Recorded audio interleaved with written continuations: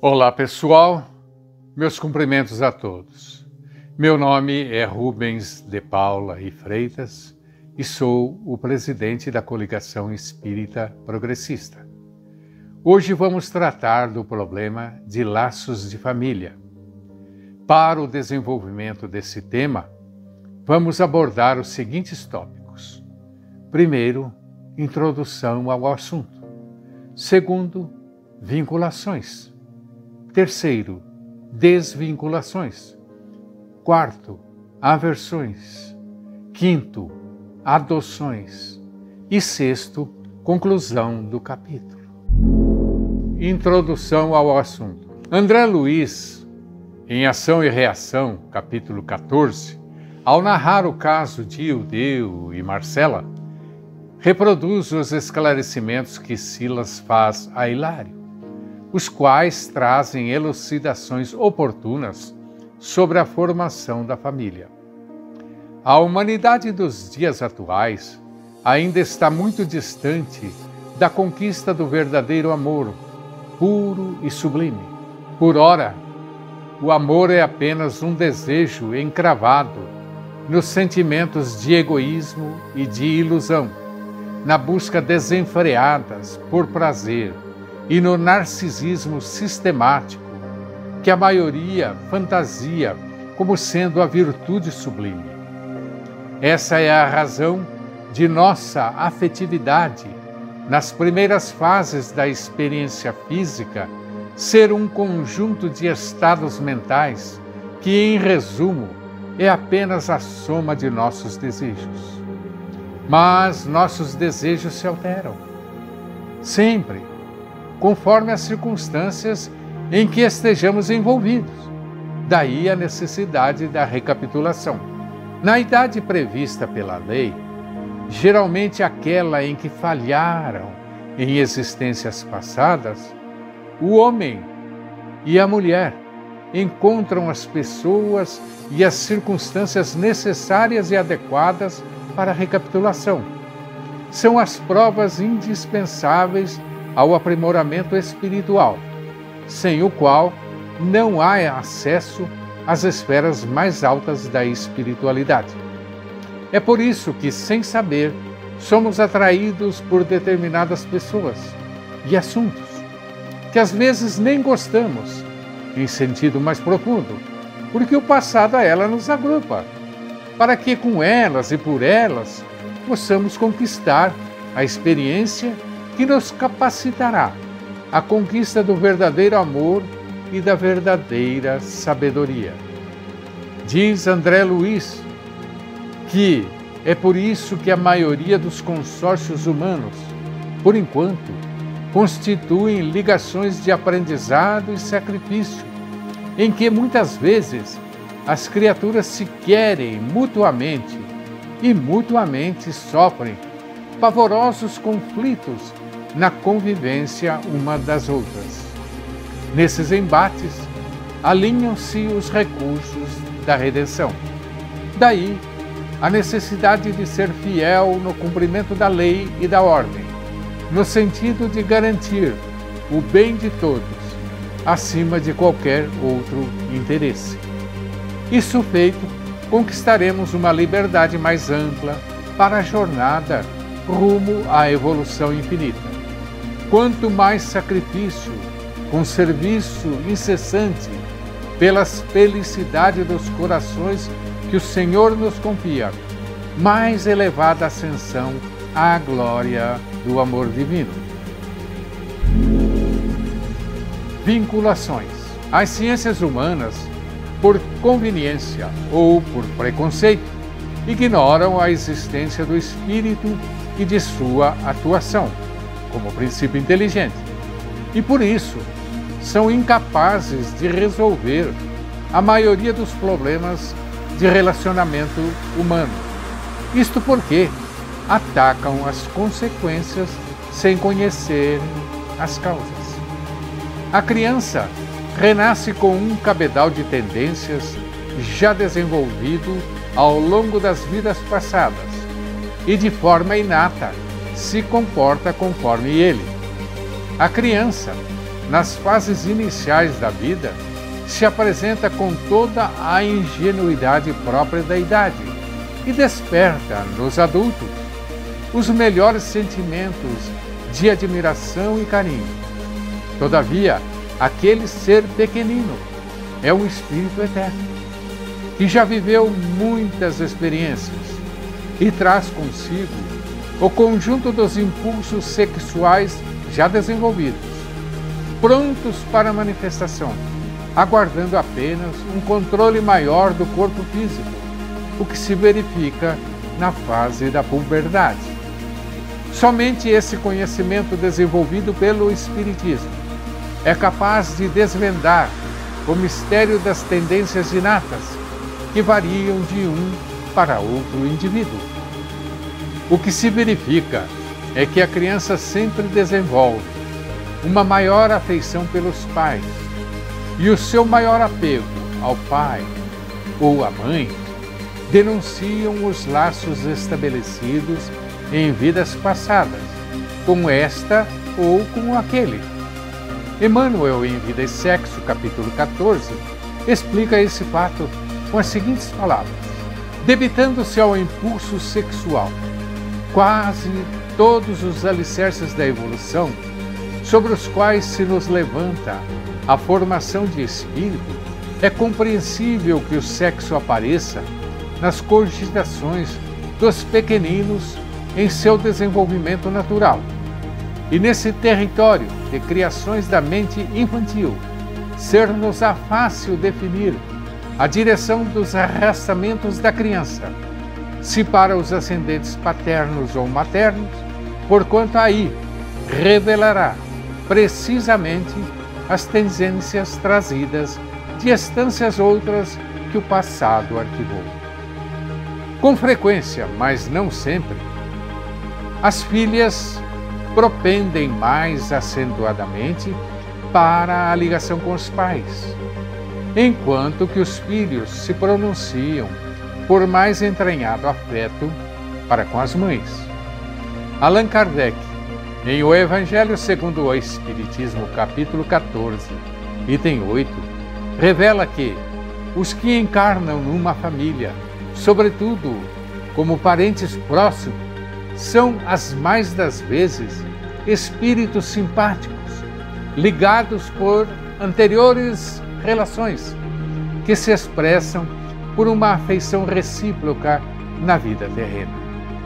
É nessa verdade que assenta toda a problemática da vinculação, toda a nossa estrutura psicológica, que define os nossos destinos por meio da lei de ação e reação, é fruto dos ingredientes do sexo, através das inúmeras reencarnações passadas. A conquista da razão, que hoje é motivo de orgulho para o homem, foi obtida ao longo de nossa jornada pelos vários reinos, através da orientação dos instintos sexuais. Diz Emmanuel que, se recordarmos que somos egressos de um emaranhado de relações poligâmicas, fica fácil entender a personalidade infantil em toda a sua complexidade. Esse raciocínio nos leva ao entendimento de que somos herdeiros de nós mesmos e, dessa forma, inevitavelmente, reencontraremos sempre os mesmos companheiros do passado na figura de filhos ou filhas. Emmanuel nos revela que, diante de tal realidade, o problema do vínculo das crianças em qualquer lugar ou circunstância requer providências de todos os tipos, mas que podem ser resumidas numa única palavra: educação. Desvinculações.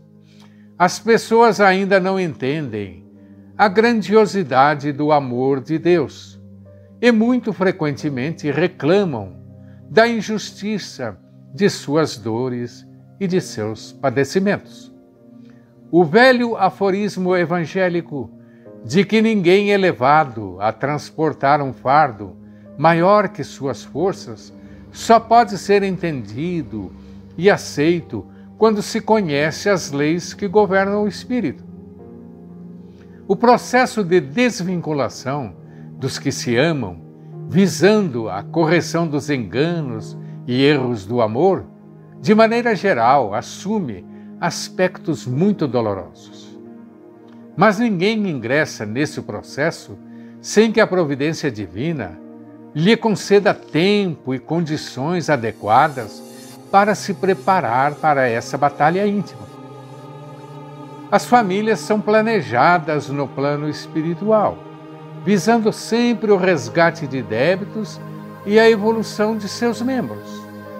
A desvinculação é um dos aspectos previstos e planejados, devendo-se considerar que esse processo envolve pais e filhos, inclusive os adotivos. Na parte mais íntima da personalidade do pai ou da mãe, jazem os remanescentes de grandes afeições, às vezes desequilibradas e infelizes, oriundas de experiências vividas em outras reencarnações. Apesar do esquecimento temporário provocado pela reencarnação, pais e filhos trazem no íntimo a tendência de, no caso dos pais, preferir um filho em detrimento de outro, ou no caso dos filhos, a maior afinidade com o pai ou com a mãe.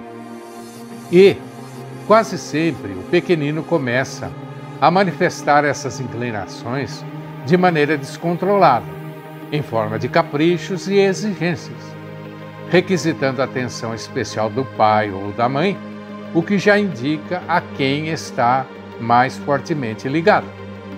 Emmanuel, em Vida e Sexo, capítulo 15, diz que, com algumas exceções, geralmente os filhos têm maior ligação com a mãe e as filhas com os pais, o que denuncia o tipo de ligações estabelecidas no passado e que deixam antever a inevitável desvinculação que se verificará no futuro. Devemos ressaltar, porém, que nem todos os filhos são frutos de ligações afetivas do passado. Cada família é um caso particular e cada membro da família renasce com uma finalidade, não se podendo generalizar. Neste tópico estamos tratando daqueles que no passado se envolveram em desregramentos de ordem sexual, incursos nas malhas da lei de ação e reação, e que se reúnem no palco do lar para ressarcir os débitos perante a justiça divina. Os filhos, ao atingirem a idade certa, acabam por descobrirem novos parceiros para a vida afetiva, sob a supervisão dos pais, que nem sempre se mostram satisfeitos com as escolhas e que são constrangidos pelas forças das circunstâncias a aprovar e a aceitar. Em Vida e Sexo, capítulo 15, Emmanuel diz: pais que sofrem na entrega das jovens que o lar lhes confiou, aos companheiros que as requisitam para os mistérios do casamento, quase sempre estão renunciando à companhia de antigas afeições que eles mesmos, no passado, mal conduziam. Ao passo que as mães experimentam análogo fenômeno de dilaceração psíquica, em se separando de filhos que lhes recordam, embora inconscientemente, as ligações empolgantes ou menos felizes de tempos que já se foram. E, através das lutas e adeuses em família, com a criação de núcleos diferentes na parentela, pela transferência habitual dos filhos, seja a noras e genros, ou a tarefas e experiências diversas das deles, os pais, sempre que respeitem as necessidades e resoluções de seus rebentos, alcançam a vitória sobre si mesmos, no rumo da própria emancipação da imortalidade. Podemos ver assim como o conhecimento do Espiritismo pode nos ajudar na compreensão da vida, dos seus fatos e a cumprirmos o planejamento de nossas reencarnações com resignação e confiança, conforme estabelecemos no mundo espiritual junto aos benfeitores amigos. Aversões. Conforme já dissemos antes, cada família tem o seu planejamento particular e cada membro da mesma renasce com uma finalidade específica. Allan Kardec, em O Evangelho segundo o Espiritismo, capítulo 14, item 8, afirma que geralmente a família é formada por espíritos simpáticos, provenientes de relações anteriores, onde prevalecia a afeição recíproca. Todavia, ressalta que, às vezes, os componentes familiares são completamente estranhos uns aos outros, que trazem consigo antipatias do passado, as quais se manifestam agora em um antagonismo mútuo que serve como provação. Acrescenta ainda que os verdadeiros laços de família não são os da consanguinidade, mas sim os da simpatia e comunhão de ideias. São ligações desses tipos que se perpetuam no tempo e no espaço. Por isso, a aversão inata é um fator comum nos lares terrenos. Emmanuel, em Vida e Sexo, capítulo 16, esclarece que pais e filhos, irmãos e parentes outros, não raro se repelem desde os primeiros contatos. Claramente verificáveis os fenômenos de hostilidade entre adultos e crianças, trazidos pelo imperativo do berço à intimidade do dia a dia. Pais existem nutrindo antipatia pelos próprios rebentos, desde que esses rebentos lhes surgem no lar. E existem filhos que se inimizam com os próprios pais, tão logo senhoreiam o campo mental nos labores da reencarnação. As causas desses tipos de reações negativas estão no passado das criaturas envolvidas. Culpas, remorsos, inibições, vinganças e outros tipos de reações dessa espécie estão presentes no dia a dia da família e representam a exteriorização do ódio acumulado em existências passadas. As consequências da aversão estão expostas no noticiário policial, onde os filhos são brutalmente agredidos, mutilados e assassinados pelos pais, da mesma forma que as mesmas atitudes podem ser assumidas pelos filhos em relação aos pais e outros ascendentes. A população, de uma maneira geral, desconhece a realidade do espírito e sua eternidade, e por isso são comuns os mais esdrúxulos comentários sobre a razão desses acontecimentos, muitos deles acusando a bondade divina e blasfemando contra o Pai Celestial. Nesses casos, o tratamento psicológico, buscando a cura mental e a sublimação da personalidade, é um caminho aconselhável para as criaturas envolvidas. Todavia, mesmo que os profissionais da saúde, usando de compreensão e amor, consigam liberar os enfermos desse mal, o conhecimento espírita, usado na assistência espiritual do Centro Espírita, pode e deve ser usado para complementar o tratamento nos aspectos espirituais que a medicina ainda não consegue atuar. Os crimes cometidos em vista da aversão mútua exterminam anualmente milhares de existências, interrompendo os processos de reajuste e reaproximação de espíritos. Muitas dessas vítimas, após despertamento e socorro no plano espiritual, quando conscientes das leis do amor e do perdão, muitas vezes passam a trabalhar pela regeneração dos próprios algozes. Porém, nem sempre é assim.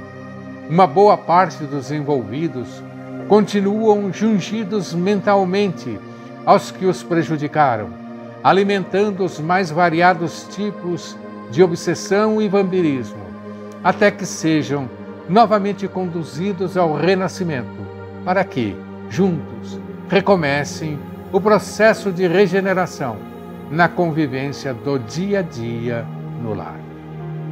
A tarefa de apaziguamento deve começar pelos pais, porque, já adultos, são dotados da capacidade racional e entendimento. O conhecimento da doutrina espírita e do Evangelho de Jesus são ferramentas imprescindíveis para isso. Emmanuel, no mesmo livro Vida e Sexo, capítulo 16, esclarece que é indispensável amar e desculpar, compreender e servir, tantas vezes quantas se façam necessárias, de modo a que sofrimento e dissensão desapareçam, e a fim de que, nas bases da compreensão e da bondade de hoje, as crianças de hoje se levantem na condição de espíritos reajustados perante as leis do universo, garantindo aos adultos, nas trilhas das reencarnações por vindouras, a redenção de seus próprios destinos. Adoções. As famílias são planejadas na esfera espiritual e se destinam principalmente à evolução espiritual de seus membros, ao resgate de débitos deles, à reaproximação de espíritos que se desentenderam em outras vidas, e o reinício do progresso espiritual paralisado pelos erros cometidos. Os recursos para a formação da família e o reencarne de seus membros são os mais variados possíveis. Muitos renascem pelos laços da consanguinidade e outros são admitidos pela adoção. Allan Kardec, em O Livro dos Espíritos, pergunta 205, afirma que a doutrina espírita amplia a função dos laços familiares, porque, apoiando-se nas afeições anteriores, torna esses laços mais fortes e amplia os deveres da fraternidade, visto que um vizinho ou um servo podem ter sido, em vidas passadas, componentes consanguíneos de nossa família. Por outro lado, em O Evangelho segundo o Espiritismo, capítulo 14, item 8, falando da parentela corporal e da parentela espiritual, Kardec revela que os laços do sangue não criam forçosamente os liames entre os espíritos. O corpo procede do corpo, mas o espírito não procede do espírito, porquanto o espírito já existia antes da formação do corpo. Não é o pai quem cria o espírito de seu filho. Ele mais não faz do que lhe fornecer o invólucro corpóreo, cumprindo-lhe, no entanto, auxiliar o desenvolvimento intelectual e moral do filho para fazê-lo progredir. Portanto, podemos concluir que, em termos espirituais, não há qualquer diferença entre um filho trazido à família pelos laços consanguíneos e um filho agregado pela adoção. O desconhecimento da realidade espiritual, das leis da reencarnação, evolução, ação e reação e outras reveladas pelo Espiritismo é o grande causador da resistência ao processo adotivo. Um filho consanguíneo pode trazer grandes alegrias aos pais, mas pode também ser o causador de grandes frustrações e desequilíbrios familiares, dependendo apenas de seu passado de suas tendências desenvolvidas em outras reencarnações, e não da condição de ser filho natural ou adotado. Da mesma forma, um filho adotivo pode ser o causador da alegria, orgulho e satisfação dos pais, ou, por outro lado, ser também motivo de desequilíbrios diversos, porque, como diz Kardec, não é o pai quem cria o espírito de seu filho, ele mais não faz do que fornecer o invólucro corpóreo. Um outro fator de grande discussão ligado ao processo de adoção é a conveniência ou não de se revelar ao filho a sua condição de adotivo. Cada caso é um caso, não podemos generalizar. Em certas circunstâncias, a revelação é aconselhável e em outras não. Todavia, o que nunca pode ser ocultado, economizado, diminuído é o carinho, o amor e o cuidado para com esses espíritos. Geralmente não é a verdade que fere o filho adotivo, mas sim a mudança de postura diante dele, o racionamento dos cuidados, da atenção, do amor que sucede à revelação. Tratar os filhos consanguíneos de uma forma e os adotivos de outra, mais econômica nos sentimentos, é a maneira mais segura de criar desequilíbrios, desconforto, desconfiança e retraimento. Por outro lado, em alguns casos, os conflitos emocionais do filho adotivo são inevitáveis, não pelo fato de a revelação não ter sido feita de maneira conveniente, mas sim pela personalidade do espírito. Se o filho for portador de uma personalidade insegura, irascível, trazendo consigo uma baixa estima natural, certamente sofrerá com a revelação e provocará distúrbios.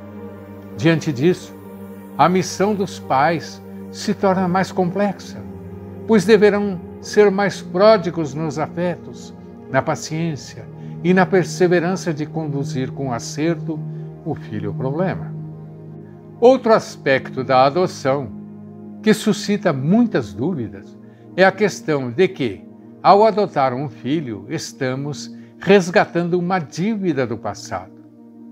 Sempre haverá uma razão que nos leve a adotar um filho, porém, nem sempre a adoção é uma dívida.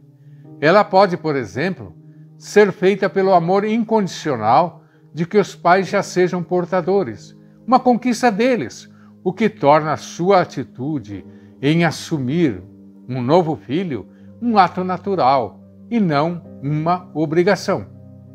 Os filhos adotados, muitas vezes, são portadores de desequilíbrios passionais ou arrependimentos diversos, que, para serem sanados, requerem a ajuda daqueles que os acolhem como os filhos do coração.